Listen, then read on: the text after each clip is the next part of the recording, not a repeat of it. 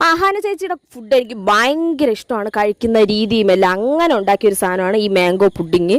എനിക്ക് കഴിച്ചപ്പം ഞാൻ ലാസ്റ്റ് പറയാം കേട്ടോ. അതിന് വേണ്ടിയിട്ടുള്ള സാധനങ്ങളെല്ലാം ആക്കി ഞങ്ങൾ ചെയ്തതിൽ ഏറ്റവും വലിയ ഫ്ലോപ്പ് എന്തെന്ന് വെച്ച് കഴിഞ്ഞാൽ ഈ മാംഗോ ഞങ്ങൾ ഫുള്ളായിട്ട് ചതച്ചെടുത്ത് എന്ന് വെച്ചാൽ പൾപ്പാക്കി. പക്ഷേ അത് കഷ്ണമായിട്ട് കിടന്നാലേ അതിൻ്റെ രുചി കിട്ടുള്ളൂ.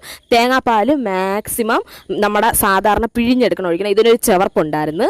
അങ്ങനെ ഇതെല്ലാം കൂടി മിക്സ് ചെയ്ത് എൻ്റെ മനസ്സിലുണ്ടായിരുന്ന ടേസ്റ്റിൽ ബ്രെഡിൻ്റെ ടേസ്റ്റ് അറിയും, എങ്ങനെ ഉണ്ടാക്കിയാലും ബ്രെഡിൻ്റെ ടേസ്റ്റ് അറിയുന്നതായിരുന്നു. ഞങ്ങൾ 4 പേരും കൂടി കട്ട വെയിറ്റിംഗ് ആയിട്ടിരുന്ന് അങ്ങനെ ഫുൾ ഒഴിച്ച് സെറ്റ് ആക്കിയിട്ടുണ്ടായിരുന്നു. അങ്ങനെ നീണ്ട കാത്തിരിപ്പിന് ശേഷം ഒരു 2 മണിക്കൂർ വെക്കണം എന്നൊക്കെ പറഞ്ഞ് ഞങ്ങൾ ഏതാണ്ട് 1.5 മണിക്കൂർ അടുപ്പിച്ച് ഇത് വെച്ച് കഴിഞ്ഞ് ഫ്രിഡ്ജിലെല്ലാം സെറ്റാക്കി നല്ല ലെയർ ആയിട്ട് തന്നെ വെച്ച് ഞങ്ങൾക്ക് കറക്റ്റ് പാത്രമൊക്കെ കിട്ടിയേട്ടാ.